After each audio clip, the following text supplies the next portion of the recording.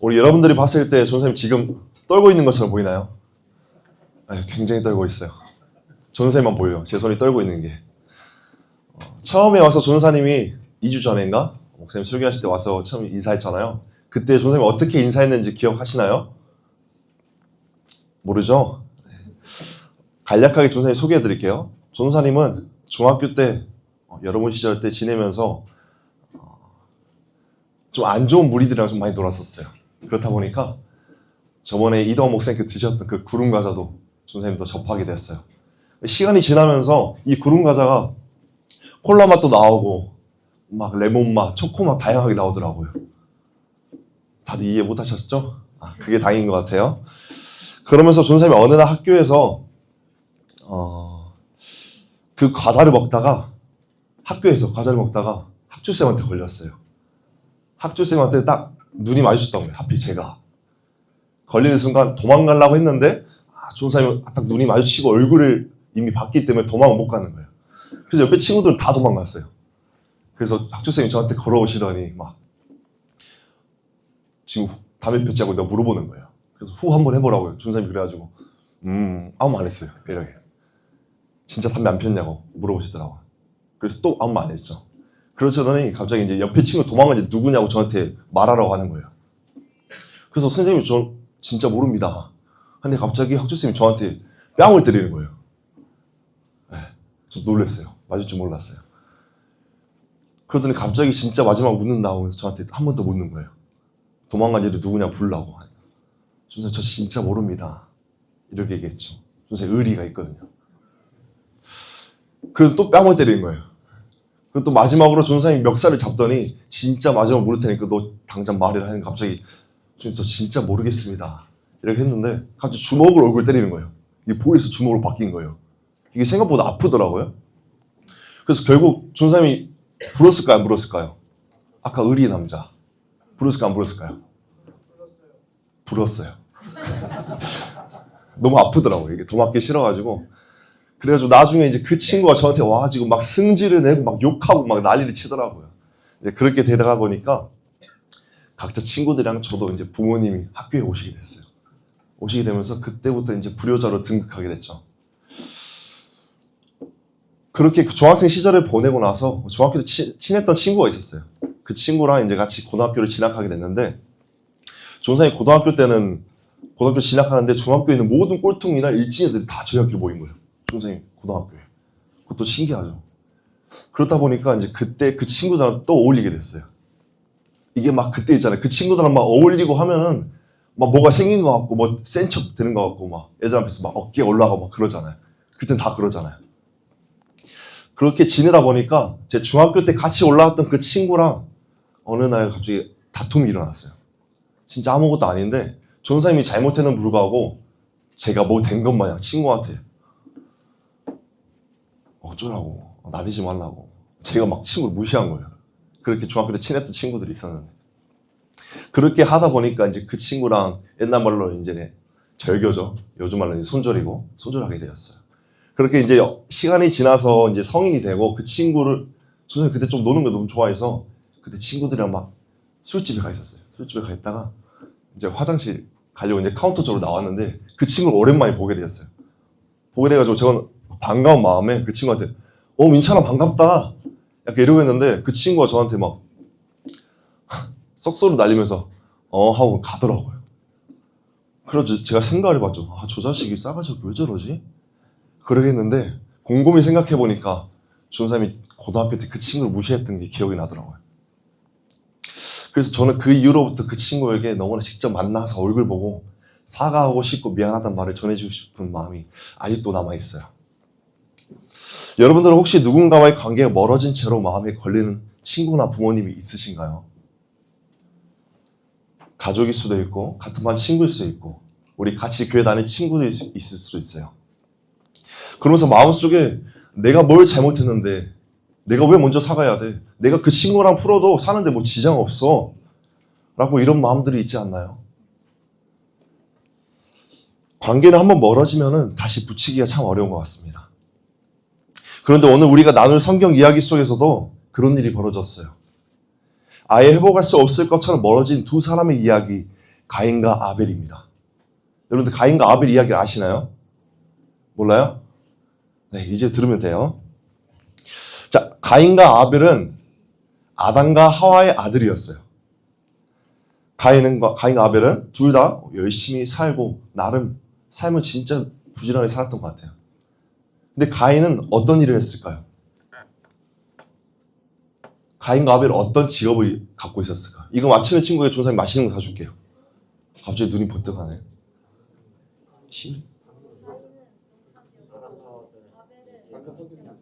와, 우리 박수 한번 칠까요?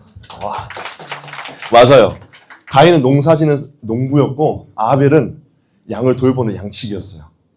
근데 어느 날 두 사람이 하나님께 제물을 드리게 돼요. 가인은 자기가 농사진 곡식을 드렸고 아벨은 자기가 키운 양의 첫 새끼와 그 기름을 주님께 드렸어요. 그런데 여기서 문제가 발생해요. 하나님은 아벨의 제사는 받으셨어요. 하지만 가인의 제사는 받지 않으셨어요. 여러분들이 동생이 있다고 생각해 보세요. 막 저기서 집사님이 걸어오시는데 막 동생이 가가지고 집사님 안녕하세요 했는데 집사님이 동생한테 가가지고 그래 누구누구야 하고 반갑다 밥 먹었어 하고 이렇게 친절하게 해주는 거예요. 근데 내가 가서 집사님한테 집사님 안녕하세요 했는데 그래 이렇게 하면은 여러분 기분이 어떨 것 같아요? 막 무시당하는 것 같죠? 막 상처받고 이제 그 집사님한테 인사도 하기 싫고 막 그럴 것 같죠? 그런 것처럼 가인이 느낀 게 딱 그런 감정이었어요. 나도 동생이랑 똑같이 예의 바르게 인사하고 다 했는데 왜 내 인사는 안 받아주시냐고. 아니 나도 나름 정성껏 주님께 예물을 드렸는데 왜 내 제사는 안 받아주시냐고. 에? 이렇게 따지는 거예요. 그리고 가인에 대한 마음의 상처가 남게 돼서 그 마음의 상처가 분노로 바뀌게 돼요. 그 분노가 이제 아벨을 향한 질투로 번지게 됩니다. 그런데 여기서 중요한 건 가인이 진짜 화가 났던 건 아벨에 대한 질투 때문이 아니었어요. 자기 예배가 하나님께 드려지지 않았기 때문에 가인이 화가 났던 거였어요. 즉 하나님과의 관계가 엉키면 사람 사이의 관계도 같이 무너지게 되는 겁니다. 그래서 우리는 하나님과의 관계를 먼저 쌓아야 된다고 이 말씀 속에서 이야기해주고 있습니다. 그런데 대체 왜 하나님은 아벨의 제사만 받으시고 가인의 제사는 받지 않으셨을까요? 그 이유는 성경이 이렇게 말해줍니다. 우리 히브리서 11장 4절 말씀입니다. 우리 함께 읽어볼까요? 시작. 믿음으로 아벨은 가인보다 더 나은 제사를 하나님께 드렸어. 맞아요. 믿음으로 아벨은 가인보다 더 나은 제사를 주님께 드렸다고 했어요. 즉 하나님은 제물 자체보다 그 제물을 드리는 사람의 마음과 믿음을 보신 겁니다. 아벨은 양의 첫 새끼에 그 기름을 드렸고 이건 자기에게 가장 소중한 것이었고 가장 값진 것이었고 피를 흘리는 희생의 제사였어요. 구약에서는 피 없는 제사는 없다라고 할 만큼 하나님은 죄를 속하기 위한 희생을 중요하게 여기셨어요.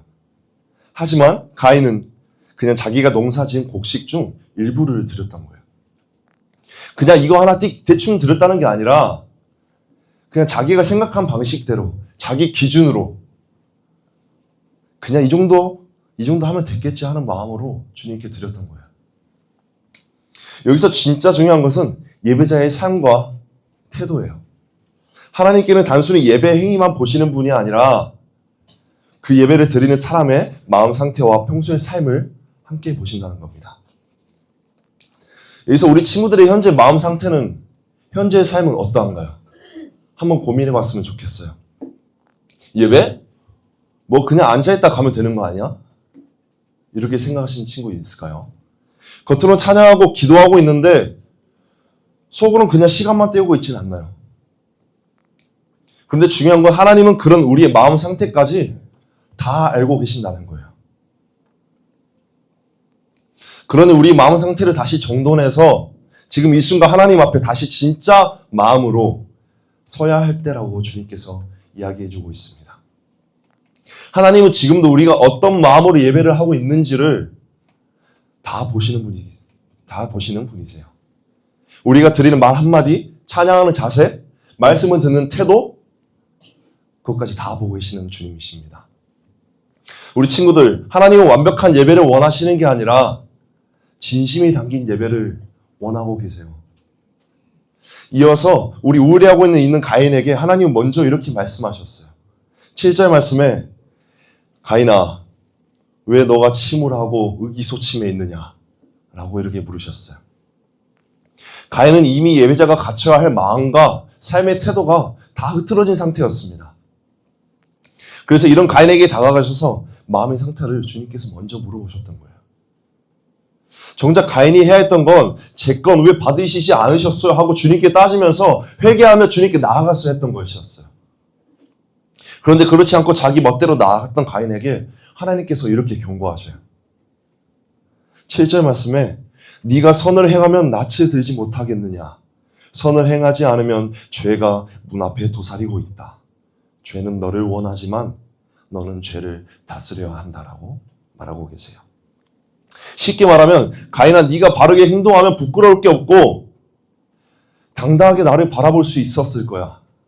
하지만 네가 지금처럼 잘못된 길을 계속 가면은 죄가 내 마음 문 앞에 숨어 있다가 널 덮치게 될 거야. 죄는 너를 넘어뜨리려 하고 있어. 하지만 너는 죄에 끌려가지 말고 오히려 죄를 이겨서 다시 승리해야 돼. 너는 그렇게 할 수 있어. 라고 말씀하고 계세요. 하지만 가인처럼 우리도 막 부모님이 교회 가라, 공부해라. 그러실 때마다 교회 가야 되는 줄 알면서도, 공부해야 되는 줄 알면서도 막 하기 싫어지잖아요. 막 부모님이 하라고 하면 괜히 하기 싫어지잖아요. 지난주 목사님께서 설교 때 부르셨던 노래 기억하시나요? 공부해라, 성실해라, 사랑해라. 조문사님이 이 세 개를 또 공부에 엮어서 한 세 개를 만들어 왔어요. 공부해라, 예습해라, 복습해라. 제일 듣기 싫은 3대 요소잖아요. 그렇죠? 조문사님도 그랬어요. 그래서 공부가 되게 안 맞았어요, 조문사님도. 이제 막 책상에 앉아서 막 공부하려고 하는 찰나에 부모님이 와서 갑자기 공부 안 하냐? 공부 언제 하려고 물어보신 적이 있을까요? 조문사님 그게 너무 싫었어요. 진짜 하기 싫어지잖아요. 그래서 일부러 막 공부 더 안 하고 막 엇나갔던 것 같아요. 우리 친구들도 그런 적 없어요? 조문사님만 그랬어요?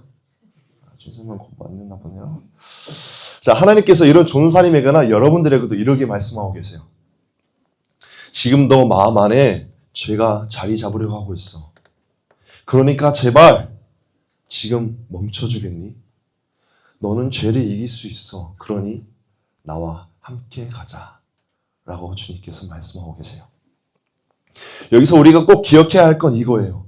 하나님은 완벽한 사람에게만 다가가시는 분이 아니시라 지금도 침울해 있는 사람, 상처받은 사람, 관계 속에서 엉켜있는 사람, 부모님에게 이 관계가 단절되면서 엇나가 있는 사람, 그런 모든 사람에게 주님께서 찾아와 주신다는 거예요. 하지만 하나님은 가인에게 기회를 줬는데도 불구하고 가인은 제가 알아서 할게요 라고 말하며 주님이 주신 그 기회를 외면하고 끝내 동생을 들로 데리고 가서 죽이게 됩니다. 그리고 하나님께서 가인을 불러다가 가인아, 내 아우 아벨이 어디 있느냐? 이렇게 또 물으셨어요. 아까 조은사님이 이야기한 것처럼 조은사님이 이제 학교에서 이제 담배를 피다가 학주쌤한테 걸려서 부모님이 이제 학교에 오시게 됐잖아요. 그러면서 이제 다 끝나고 부모님 같이 걸어가고 집으로 들어갔어요. 그리고 방에 이제 안에서 그냥 쥐죽은 듯이 처박혀 있었어요. 그러다가 이제 부모님이 나가셨죠. 그러다 이제 저희 형 2명이 있는데 첫째이 굉장히 엄하고 약간 무서운 사람이었어요. 어릴 때도 많이 맞고 자라고 그랬어요. 그러다 보니까 형이 들어오기 전에 그게 무서워서 피하고 싶어서 도피했어요. 조은사님 아버지가 목사님이셨다 보니까 교회로 갔어요. 갈 데가 없다 보니까. 그래서 교회 본당으로 가서 자고 그 의자에 자고 막 누워있고 그렇게 시간을 보내다가 이제 저녁 늦게까지 있었어요. 그러다 이제 부모님에게 수십 통 연락이 와 있던 거죠. 근데 조은사님이 받지 않았어요. 근데 문자 띡 하나 오는 거예요. 대성아 너 어디냐? 하나님께서 가인에게 이렇게 질문하셨던 것처럼 부모님도 저에게 물어봤던 거예요. 그래서 조은사님이 거기서 어떻게 했을까요? 대성아 너 어디냐? 라고 물었을 때 아니 내가 담배를 피려받는 엄마 아빠 뭔 상관인데요. 예? 이러고 했으면 제가 얻어 터졌겠죠? 네, 그러지 않고 전사님이 이제 교회에서 나와서 집으로 걸어가는 길에 부모님을 마주치게 됐어요. 그리고 부모님께서 아무 말 안 하시고 묵묵하게 저 데리고 집으로 들어가셨어요. 그런데 가인은 저와 반대로 어떻게 반응합니까? 적반하장으로 뭐 내가 이 아벨을 내가 지키는 자입니까? 라고 이렇게 막 주님께 막 따지기 시작하며 책임을 회피했어요. 여러분들은 그런 모습 있지 않나요? 제가 먼저 잘못했는데 왜 나한테만 그러냐고. 다 필요 없다고. 이렇듯 우리가 누군가와 멀어졌을 때 쉽게 하는 말입니다. 이렇게 마음을 닫고 자존심을 세우고 감정의 벽을 쌓아버리는 순간 우리는 점점 더 외로워지고 고립되고 결국 하나님과도 멀어지게 됩니다. 하지만 이 이야기의 끝이 완전한 절망으로 끝나진 않습니다. 하나님은 가인을 심판하시지만 죽이지 않으셨어요. 오히려 가인을 보호하는 기회를 주시며 그가 완전히 망가지지 않도록 그 길을 막아주셨어요. 다시 말해 하나님은 죄를 벌하시되 관계를 완전히 끊어버리진 않으셨다는 거예요. 이게 바로 하나님의 은혜입니다. 우리가 잘못했는데도 하나님은 우리를 완전히 버리시지 않으시고 하나님의 사랑으로 다시 기회를 주시는 분이라는 것을 우리는 오늘 기억해야 합니다. 이것이 우리에게 큰 소망이 되는 이유는 하나님께서 이 땅에 예수님을 보내셔서 우리와 하나님 사이에 끊어진 관계를 회복하셨기 때문입니다. 우리는 죄로 인해 하나님과 멀어졌지만 예수님이 십자가에서 우리를 대신해 죽으심으로 다시 하나님께로 나아갈 수 있는 이 길이 열리게 된 겁니다. 그 사랑을 받은 우리라면 이제는 다른 사람과의 관계도 다시 회복할 수 있다라고 주님께서 말씀해 주시고 계신다는 것을 여러분들은 기억하셨으면 좋겠습니다. 우리 친구들, 오늘 이 말씀을 듣고 우리 앞으로 어떻게 살아가야 될까요? 예배가 끝난 후에 마음속에 떠오르는 그 친구나 부모님이 있으신가요? 그 사람에게, 그 부모님에게 우리 짧은 메시지를 하나 보내보는 거예요. 진심을 담은 한마디 말이 친구의 마음을, 부모님의 마음을 다시 열 수 있어요. 내가 미안했어. 엄마, 아빠, 제가 죄송했어요. 나 괜찮아요. 그러니 나와 다시 한번 이야기해 볼래? 엄마, 아빠 저랑 다시 한번 얘기해 주실래요? 라고 말해보는 거예요. 사랑하는 우리 아들, 딸이 먼저 손 내밀며 이야기하자고 하는데 그거를 거절할 부모님이 어디 있겠어요? 이 한마디에 하나님의 사랑이 담길 수 있습니다.